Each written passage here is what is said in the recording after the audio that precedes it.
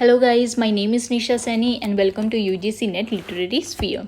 सो guys, आज की जो हमारी वीडियो है वो यूजीसी नेट का जो सिलेबस है उसकी फर्स्ट यूनिट के बारे में है। फर्स्ट यूनिट पर आज मैं आपके लिए वीडियो बना रही हूँ। जैसा कि मैंने एक पहले भी वीडियो अपलोड की थी, उसमें मैंने फुल सिलेबस को कवर किया था। टोटल जैसे कि आपको पता है कि यूजीसी नेट के सिलेबस में टोटल 10 यूनिट्स हैं। तो मैंने जैसा कि आपको पहले भी बोला था कि मैं हर एक यूनिट पर सेपरेट एक वीडियो लेकर आने वाली हूँ।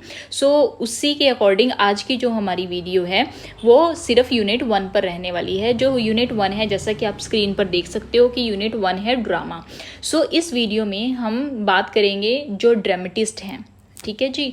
जो यूनिट 1 में जितने भी प्ले राइट, जितने भी ड्रामेटिस्ट हमने करने हैं वो सब मैं आपके लिए लेके आई हूँ। तो एक चीज़ पहले ही बता देती हूँ कि टाइम की कमी की वजह से मैं जितने भी प्ले राइट हैं उनको एक वीडियो में कवर नहीं कर पाई। तो कल मैं दोबारा एक नई वीडियो बनाऊंगी जिसमें मैं सारे के सारे जितने भी प्ले राइट हैं हमारे वो कवर कर दूंगी, चाहे वो ब्रिटिश लिटरेचर से हैं, चाहे वो अमेरिकन लिटरेचर से हैं, इंडियन लिटरेचर से हैं, जितने भी जो भी टोटल प्ले राइट्स हैं वो कल की वीडियो में आपको कवर कर दूंगी। आज मैं रेस्टोरेशन एज तक जितने भी हमारे प्ले राइट हैं ब्रिटिश लिटरेचर से, एलिजाबेथन एज है, चाहे वो जैकोबियन एज है, कैरोलिन एज है, रेस्टोरेशन एज है, इन सब एजेस में जितने भी प्ले राइट हैं वो मैं आज आपको यहाँ पर कराने वाली हूँ। तो आइए जो वीडियो है उसको शुरू करते हैं। सो सबसे पहले जैसा कि आप देख सकते हो कि सबसे पहले हम बात करेंगे एलिजाबेथन एज की। एलिजाबेथन एज से पहले जो राइटर्स थे वो जो प्ले राइट हैं, सॉरी प्ले राइट नहीं है हमारे पास। इससे पहले जो पोइट्री थी, पोइट्री वगैरह ज़्यादा लिखी जाती थी, ठीक है जी। एलिजाबेथन एज से हमें जो प्ले राइट हैं, प्ले राइट मिलने शुरू हुए थे। तो सबसे पहले जब हम एलिजाबेथन एज में प्लेज की बात करते हैं तो सबसे पहले आपने क्या करना है, history of the English theatres. History of English theatres पर मैंने अपने यूट्यूब चैनल पर 2 वीडियोज़ बना रखी हैं। आप लोग वहाँ जाकर उन वीडियोज़ को देख सकते हो। उनके जो लिंक है वो मैं आपको इस वीडियो के डिस्क्रिप्शन बॉक्स में भी डाल दूँगी। उनमें मैंने बहुत ज़्यादा डिटेल में आपको अच्छे से सब कुछ कवर करा रखा है कि थिएटर्स है उनकी शुरुआत कैसे हुई थी और कौन कौन से इंपॉर्टेंट थिएटर्स हैं वो सब उस वीडियो में, दोनों वीडियो में कवर हो रखे हैं। तो आगे हम प्ले राइट की बात करते हैं। सो सबसे पहले हमारा जो प्ले राइट है वो है क्रिस्टोफर मार्लो। सो जो क्रिस्टोफर मार्लो हैं वो बहुत ही इंपॉर्टेंट है। इनके जो टाइम भी आप इनका देख सकते हो, कब ये बोर्न हुए थे, कब इनकी डेथ हुई थी, वो सब आप स्क्रीन पर देख लेना। इनके जो इंपॉर्टेंट वर्क हैं वो मैं आपको बता देती हूँ। सबसे पहले एक बात बोल देती हूँ कि जो इम्पोर्टेंट राइटर्स हैं ना, ज़्यादा इम्पोर्टेंट राइटर्स हैं, उनके ही वर्क्स मैं आपको बताने वाली हूँ। बाकी जो छोटे छोटे राइटर्स हैं, माइनर राइटर्स हैं, उनके आप खुद अपने लेवल पर एक बार कर लेना तो ज़्यादा अच्छा होगा। तो क्रिस्टोफर मार्लो की बात करते हैं। इनका सबसे इम्पोर्टेंट वर्क है डॉक्टर फोस्टर्स। ये वर्क इनका बहुत इंपॉर्टेंट है। इसके अलावा the Jew of Malta is very very important and Tamburlaine is also very important work. तो ये जो 3 वर्क हैं ये आपने करने ही करने हैं क्रिस्टोफर मार्लो के। इसके अलावा जो माइनर वर्क हैं वो भी आप देख लेना, बट ये 3 work, Doctor Faustus, the Jew of Malta and Tamburlaine, these works are very very important. उसके बाद आते हैं हमारे रॉबर्ट ग्रीन। जो रॉबर्ट ग्रीन है ये माइनर राइटर में हैं। इसी तरह जो थॉमस नीश हैं, जॉन लिली हैं, थॉमस लॉज हो गए, जॉर्ज पील हैं, ये सब के सब हमारे माइनर राइटर्स हैं। इनका आपने करना है, एक बार अच्छे से देख लेना है। इनके 1 या 2 वर्क हैं जो इम्पोर्टेंट हैं, उनको अगर आप चाहो तो उनकी समरी एक बार रीड ज़रूर कर लेना। अगर नाम भी पता होंगे, उनके नेम प्लस पब्लिशिंग ईयर ज़रूर आपको पता होना चाहिए, वो चीज़ आप कर लेना। देन हमारे पास आते हैं थॉमस किड। जो थॉमस किड है इनका एक वर्क है द स्पेनिश ट्रेजेडी। ये जो वर्क है ये बहुत इंपॉर्टेंट वर्क है। द स्पेनिश ट्रेजेडी आपने ज़रूर करना है, उसकी समरी अच्छे से पढ़ के जानी है, उसका पब्लिशिंग ईयर पता होना चाहिए और भी जितनी भी डिटेल है वो सब आपको पता होनी चाहिए। और जो स्पेनिश ट्रेजेडी है इसको आप एक बार अच्छे से रीड करके जाना। देन है हमारे पास विलियम शेक्सपियर। सबको पता है कि William Shakespeare is very very important.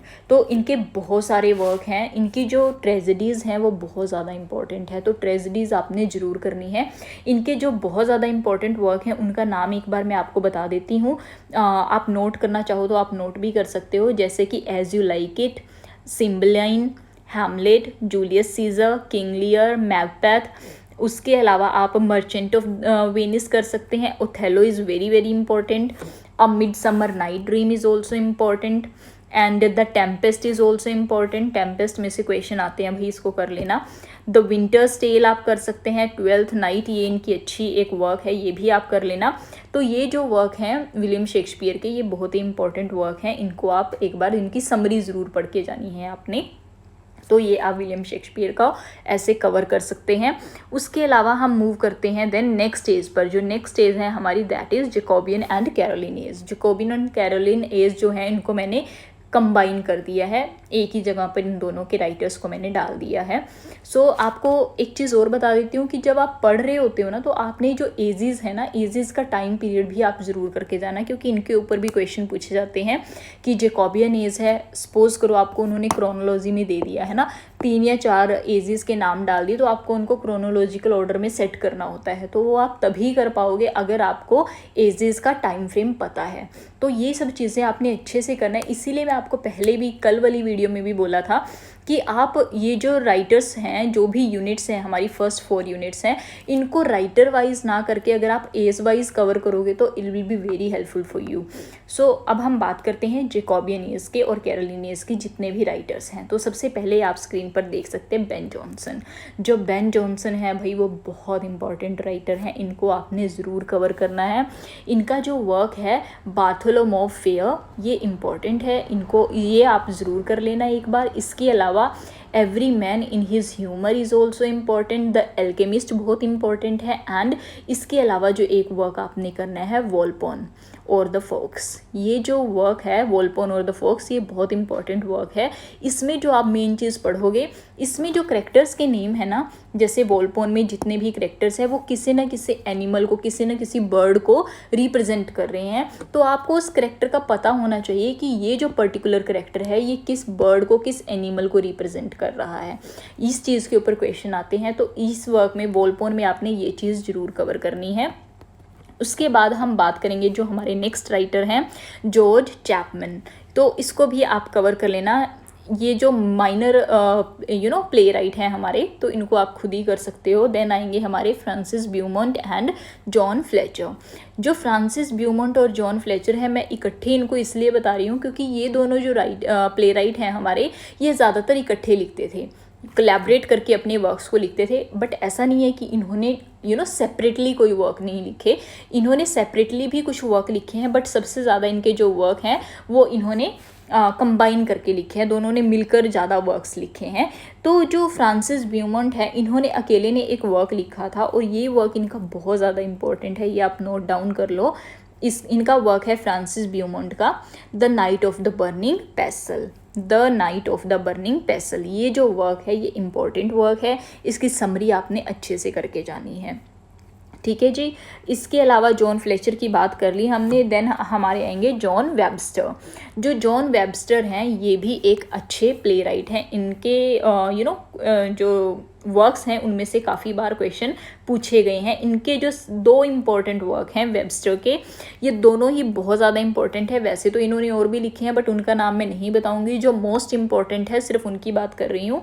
इनका जो फर्स्ट वर्क है द डचेस ऑफ माल्फी, ये आपने काफ़ी सारे जो यूनिवर्सिटीज़ हैं उनके सिलेबस में भी आप देखोगे द डचेस ऑफ माल्फी आपने पढ़ा ही होगा पहले कहीं ना कहीं पे। तो this work is very very important. इसके अलावा इनका एक वर्क है द वाइट डेविल। सो जो वाइट डेविल वर्क है ये भी बहुत इंपॉर्टेंट वर्क है, आपने ये बिल्कुल भी नहीं छोड़ना है, इन दोनों वर्क्स को अच्छे से कंप्लीट करना है। सो उसके बाद हम बात करेंगे थॉमस मिडल्टन की। ये माइनर राइटर्स में आते हैं एंड थॉमस हेवुड। इनके बारे में अगर आप थोड़ा थोड़ा भी पढ़ लोगे तो भी चलेगा। इनके जो वर्क्स हैं, इनके वर्क्स के आपको नाम पता होने चाहिए, उनका पब्लिशिंग ईयर पता होना चाहिए। इतना करोगे तो भी इम्पॉर्टेंट है। देखो आने को तो एग्ज़ाम में कुछ भी आ सकता है, इनके जो वर्क्स हैं उनके बीच में से भी क्वेश्चन पूछ सकते हैं, पर ज़्यादातर इनके वर्क्स अगर हम कर लेते हैं that is also more than enough. Like we should know the name, we should get know the name of the works of these people. तो इनके आप वो तो करो, और पब्लिशिंग ईयर प्लीज़ माइंड में ज़रूर रख लेना, क्योंकि ब्रिटिश हिस्ट्री से क्रोनोलॉजिकल ऑर्डर बहुत पूछा जाता है। आगे हम मूव करते हैं। इन्हीं जो जैकोबियन एज है इनके और कुछ राइटर्स भी हैं, जैसे कि आप देख सकते हो थॉमस डेकर हो गए। थॉमस डेकर का एक वर्क है द शू मेकर्स हॉलीडे। ये वर्क बहुत इंपॉर्टेंट वर्क है, द शू मेकर्स हॉलीडे। तो इस वर्क की आपने क्या करना है, समरी एक बार जरूर पढ़ लेनी है, थॉमस टेकर का ये जो वर्क है।